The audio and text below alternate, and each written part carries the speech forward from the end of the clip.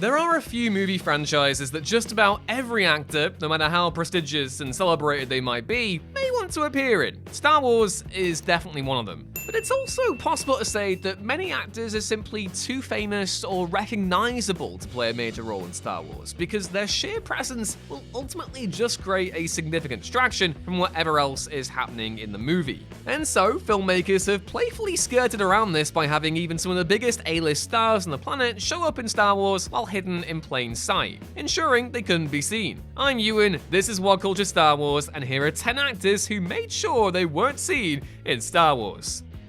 Number 10. Daniel Craig, Star Wars Episode 7, The Force Awakens.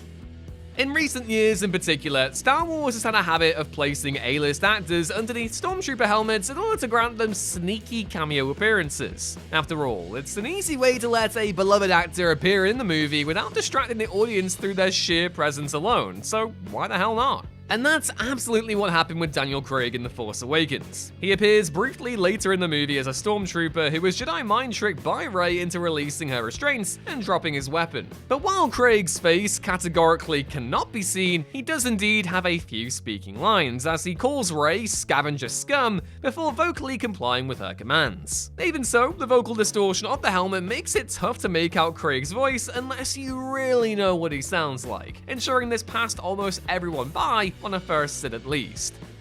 Number 9. John Leguizamo, The Mandalorian. John Leguizamo is an incredibly recognizable actor, but chances are you totally missed him in The Mandalorian. In the second season's very first episode, Leguizamo lent his voice to the role of Gor Koresh, an Abyssin gangster who attempts to double-cross Mando and ends up getting strung up by him as a result. Though Koresh was portrayed on set by puppeteer John Rosengrant, Leguizamo brought vocal life to the character in post-production. Number 8. Joseph Gordon-Levitt, Star Wars Episode 8, The Last Jedi.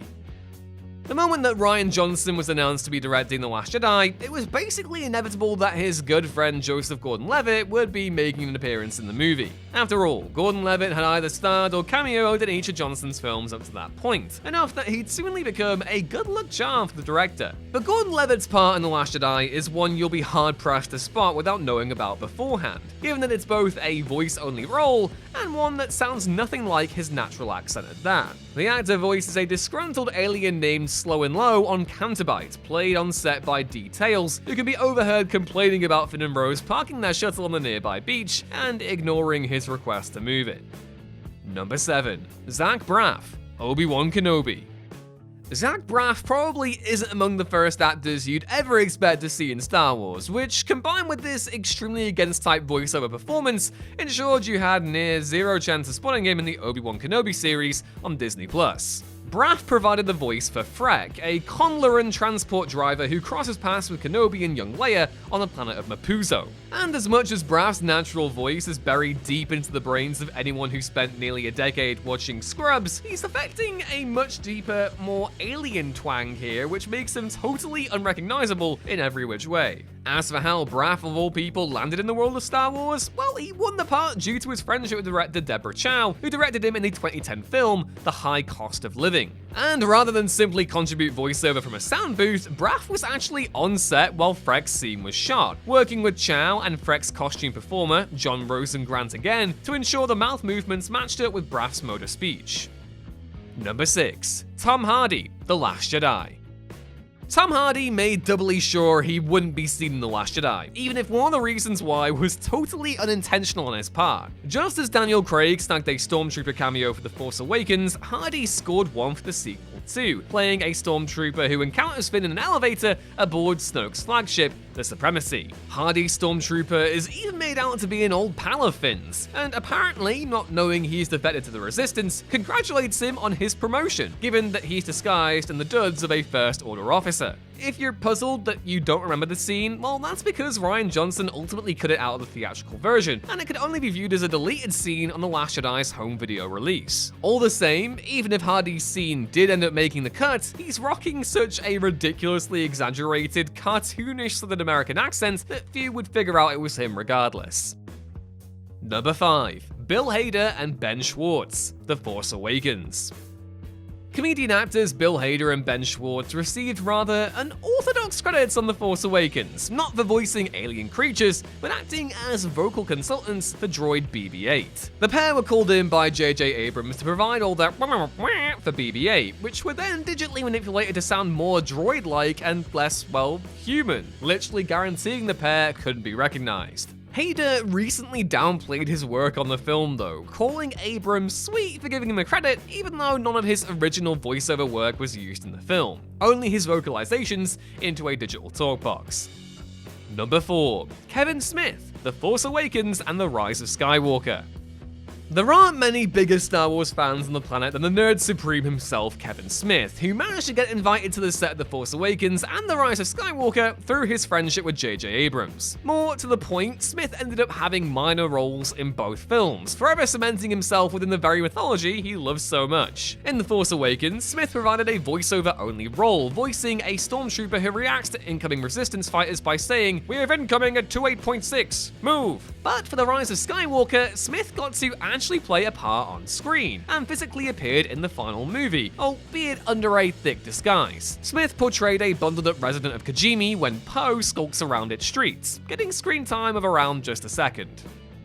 Number 3. Jason Sudeikis, The Mandalorian. Ted Lasso star Jason Sudeikis snagged a quite brilliant cameo role in the final episode of The Mandalorian's first season, playing one of 2 scout troopers tasked with keeping possession of Grogu, the other trooper being played by comedian Adam Pally. Neither Sudeikis nor Pally removed their helmets, but spent most of their screen time bantering and bickering, all while each also delivering a punch to Grogu in an attempt to pacify him. "Take that, you goddamn scene show stealing green blob."